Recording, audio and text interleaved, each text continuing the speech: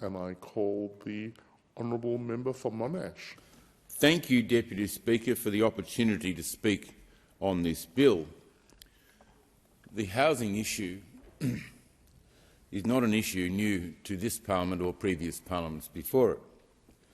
Fact are, in the 1961, Sir Robert Menzies, PM for more than 18 years in this nation, awarded the Warden of the Cinque Ports by Her Majesty the Queen after his retirement.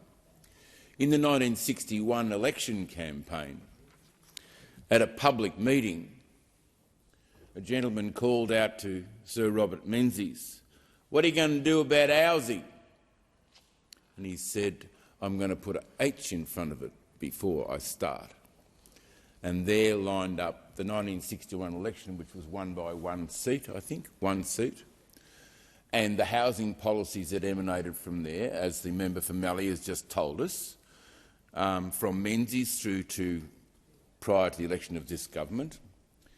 The coalition has had a direct eye on getting people into homes. In fact, the nation's wealth from the Menzies years and his direction at bringing everybody into the housing market made the big difference to this country, to where we got to the point where nearly 70% of homes were owned by people who were workers, who were small business people, who were managers, and that was a direction of the egalitarian nature of Menzies to say, no, we are not going to have a class society where we've got the rich and the middle class and the poor. We're going to have the middle class getting all the strength that we can give them so we can look after the poor, so that the middle class can earn money and pay tax and own their own home.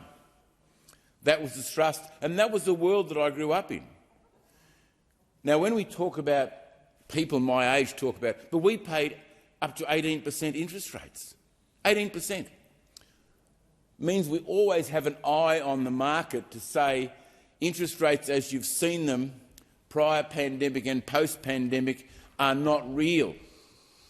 And of course I've been wrong for a long time. They have remained low for a long time. Small businesses back in the 90s paying 22% interest. But remember, at that time, my loan was $30,000.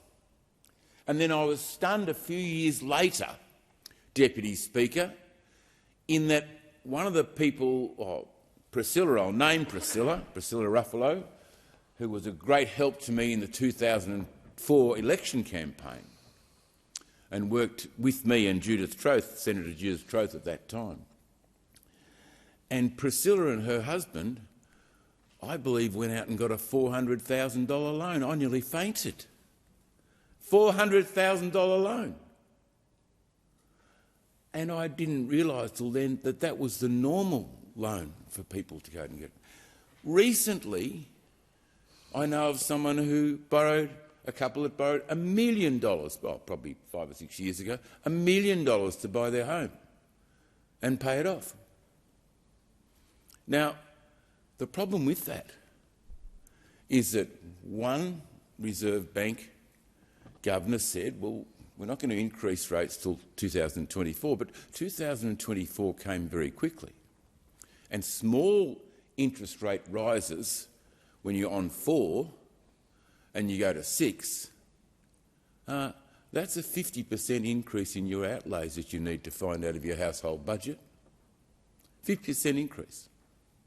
And they say, oh, it's only 4 to 6. No, it's a lot of money if you've borrowed a lot of money.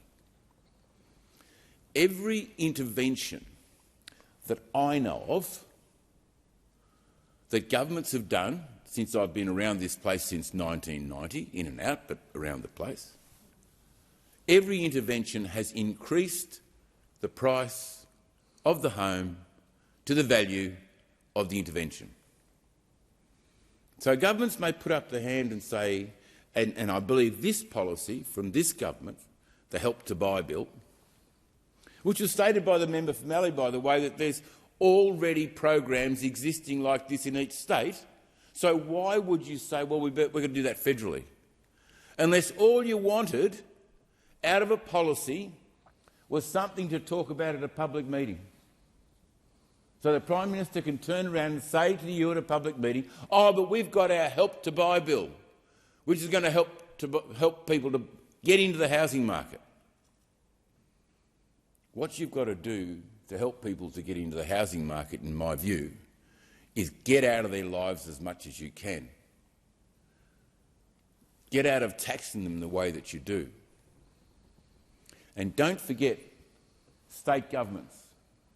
Federal government can say, look, we'll give you a helping hand. We'll give you a first home buyer's grant. We'll find ways to get you into housing, because it's very important for your well-being over your lifespan. We'll help you. And we're the government that's the best government to do it for you. But then the state government comes along, and I think I've added up between 5 and 9 new property taxes or interventions. And when I talk about intervention in the housing market, I'm talking about rentals as well, because a lot of people rent and choose to rent. They choose to rent.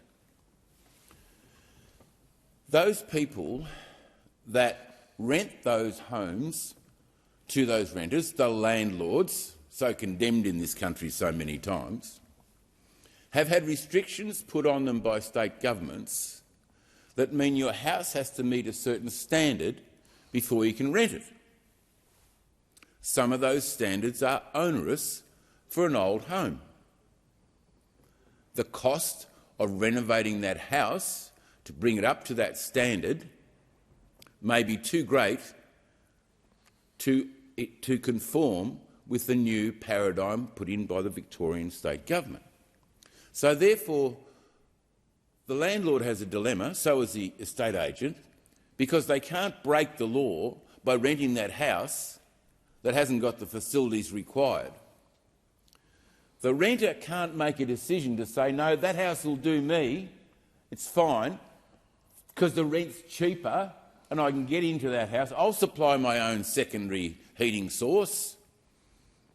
I'll supply my own solar power or whatever is required by the Victorian state government. I'll do that, and I'll have that house. Problem is, the estate agent is in trouble and the landowner is in trouble if they rent the house to the renter. So what happens? The house sits vacant or is sold to someone who's going to live in that house and goes off the rental market. In fact, in one agent's area, fairly large agent, 150 homes have gone off his rent roll. 150 homes disappeared off the rent roll for 2 reasons. One is the owners of those homes were people investing in the property market. And I've never been a big share investor. My families are not share investors. They're property investors. We always bought property. That was our focus. So these mums and dads, like me, would buy a property, they'd borrow to do it, but the recent increase in interest rates means that their costs have gone through the roof, and they've got to hand that on to renters, so you're getting a higher cost of rental. Now, I heard in the other chamber today, that from the member for Groom, that in his electorate, in the town of Toowoomba particularly, the rental opportunity there is only 0.9%. In fact, that means there's practically no houses at all in Toowoomba to rent. And therefore, when there is a home to rent, what happens? You actually have a line-up of people bidding higher to gain opportunity to have that home as a rental. So they're paying more out of their income for their rentals because of the failings of governments previously, state and federal and local, that hold up property development, that slow down the opening up of new land and slow down planning permits that people struggle to get, so people then struggle to get into the market. there's a whole lot of pressures outside of what government's trying to do. It's like a bucket full of holes, and you're standing, and the government, federal government with Help to Buy, wants to stand there with a hose and just pour it into a bucket with a whole lot of holes in it. And the holes are everywhere. And it's that intervention by government at a local, state and federal level, the costs and charges put on for every inspection of a new home. A friend of mine building his own home in the city, he said he couldn't believe the number of charges he had to face up to for every inspection on the home. Every time there was a stage completed in the home, the inspector came in, and it was another $400, another $700, another $1,000 for intervention, again, that in the past we wouldn't have had. My generation didn't face the property taxes we face today, and the generation of developers didn't face the taxes they face today. So there's all sorts of barriers put in place by governments in the interests of the government's income. I believe, I'm not sure, I haven't checked with the library, I'd like to check with the library, but I believe that 60% of Victoria's income, state government income, is now coming from what? Property taxes. Your generations, they didn't pay those property taxes. They didn't pay the land taxes. They didn't pay the increase in land taxes. There has been dramatic land tax increase over 3 years in Victoria, the last 3 years, last three budgets. And they're putting it up again. And I've even had a member of parliament in this place who inherited a property from her parents complaining about the Victorian land tax bill that she has to pay and how it's risen. And she has terrific tenants in there that have been there for years. She can't put up the price on those people, their family, to her. So this bill, I believe, will not be a Help to Buy bill, and I have a fundamental problem with government's intervention, as I hope I've made my point in this address. That is, when a government encourages a couple or an individual, and I hear from the member from Melbourne, 52% women, great. That never happened in my day. Great. Women have the opportunity. But every time there's an intervention, it puts another increase in the price that the individual will pay either as a renter or as a builder. And you can be encouraged to be into an arrangement that the Australian government is involved in that increases in interest rates or costs will leave you out of pocket and out of a house, and the bank goes back to the house. And for any of you who have never been here at a time when banks have come in to people and said, you can no longer afford to live in that house because we own more of it than you do and you're out and we've got to sell it off. And they have the right to do that. They have the right to do that.